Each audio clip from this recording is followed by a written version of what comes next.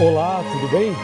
É um prazer muito grande estar com você hoje para fazer um estudo muito importante. O tema de hoje é Deus e o conflito. Como estudamos nas reuniões anteriores, percebemos que existem as colunas da verdade.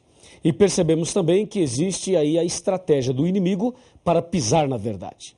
Hoje saberemos como aconteceu esse atentado à primeira coluna da verdade, que é Deus.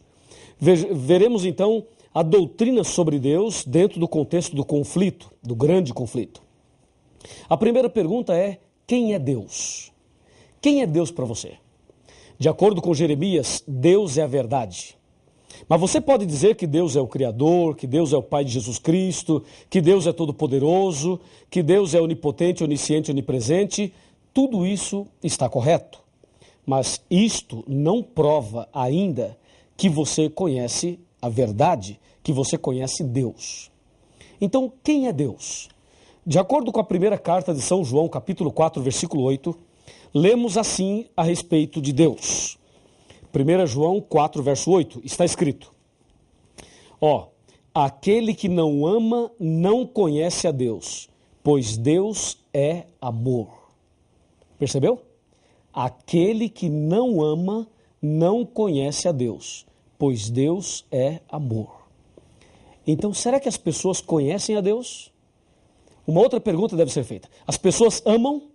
Ora, se as pessoas amam, elas conhecem a Deus. Se elas não amam, não conhecem a Deus. Porque a Bíblia fala: aquele que não ama não conhece a Deus. Porque Deus é amor. O grande problema é que, se Deus é amor, é uma verdade, mas o problema é o seguinte: é que Satanás é ódio, é mal. E lá em Daniel capítulo 8, versículo 12, está escrito que Satanás pretende lançar a verdade por terra. Como é que Satanás jogaria a verdade sobre Deus por terra? O diabo pode jogar Deus por terra? Não, claro que não. Ele não pode, jamais, nem podemos pensar uma coisa dessas. Mas já que ele não pode fazer isso, então o que ele faria para pisar na primeira verdade, que é Deus? É simples. Você, analisando no contexto da Bíblia, perceberá 3 atributos que nós vamos agora usá-los para Deus. Primeiro, Deus é amor. 1 João 4, verso 8. Segundo, só Deus é digno de receber adoração. Está em Mateus capítulo 4. E terceiro, só Deus pode perdoar o pecador. Está em 1 João capítulo 1, versículo 9. Repetindo, Deus é amor, só Deus é digno de receber adoração e só Deus pode dar o perdão. Então, como é que Satanás colocaria esta verdade aí no contexto do conflito para pisar nela? É simples. Satanás sempre alimentou no coração um desejo terrível. Presta bem atenção. Um desejo terrível.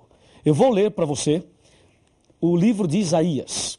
O profeta Isaías, no capítulo 14, ele menciona exatamente a respeito deste assunto. Na verdade, o que eu vou ler aqui é o sonho de Lúcifer.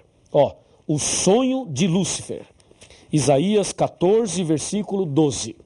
Do versículo 12 até o versículo 14. Tá legal? Presta bem atenção. Como caíste do céu, ó estrela da manhã, filho da alva, como fosse lançado por terra, tu que debilitavas as nações. 13.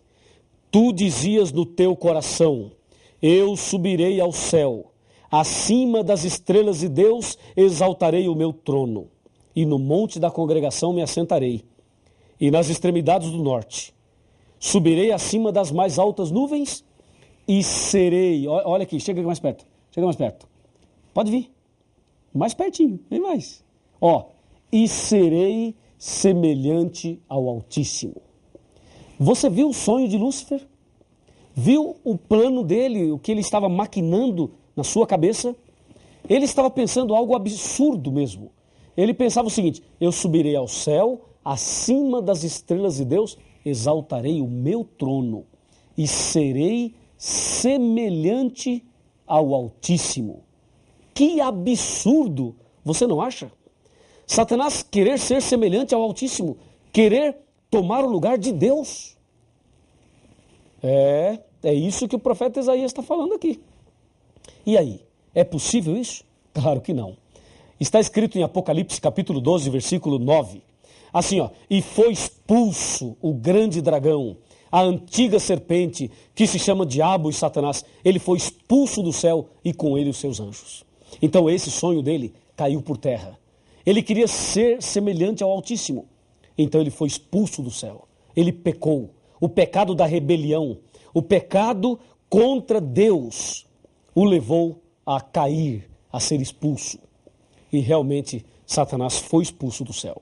E infelizmente, sabe para onde ele veio? Infelizmente, ele veio para a terra.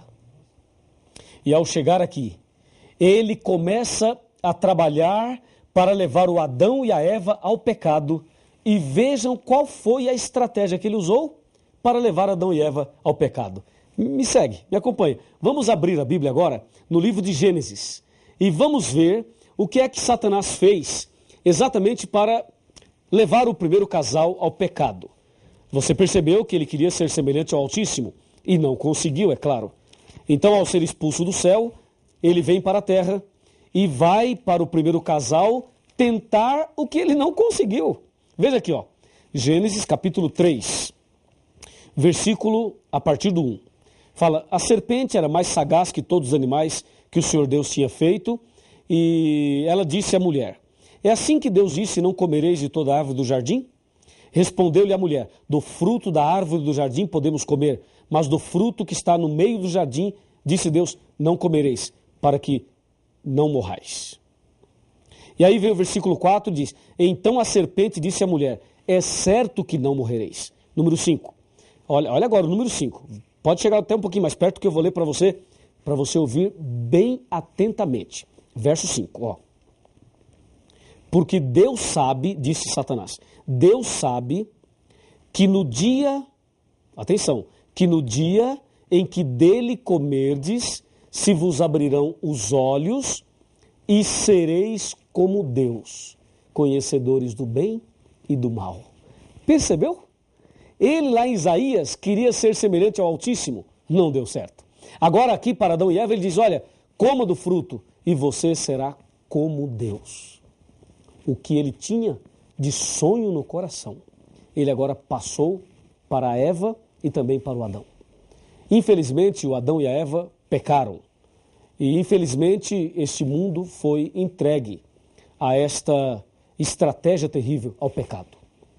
E aí, nos dias de hoje, Satanás continua trabalhando a fim de jogar a verdade sobre Deus por terra. Lembre-se, Deus é amor, só Deus é digno de adoração e só Deus pode dar o perdão. Satanás queria dominar lá em cima e ser semelhante a Deus lá, não deu certo. Tentou aqui o Adão e a Eva e eles caíram em pecado. Mas o diabo continua a lutar e ele quer lutar cada dia mais a fim de levar você a se afastar de Deus, a levar você a ter a verdade sobre Deus por terra no seu coração. Mas Satanás não vai conseguir em nome de Jesus. Mas ele tem insistência, hein? Observe o que diz a Bíblia a respeito deste tão delicado assunto. De acordo com a Bíblia, alguma outra pessoa pode receber adoração? Por exemplo, um anjo. Se um anjo aparecer para você, agora, um anjo de Deus, você acha que o anjo poderia ser adorado? Nos nossos dias existem aí doutrinas sobre os anjos. E algumas pessoas acham que os anjos devem ser adorados. Quando o anjo apareceu para Maria, a Virgem Maria, será que ela adorou o anjo? Quando o anjo apareceu para São João no Apocalipse, será que ele adorou também o anjo? Vejamos o que diz a Bíblia. Apocalipse capítulo 22, versículos 8 e 9. Confira comigo. Aqui está, 22, 8 e 9. Eu, João, sou quem ouviu e viu essas coisas. E quando as ouvi e vi, prostrei-me ante os pés do anjo que me mostrou essas coisas para adorá-lo. Então ele me disse, vê, não faças isso. Percebeu? Olha o anjo disse, não faça isso. Eu sou conservo teu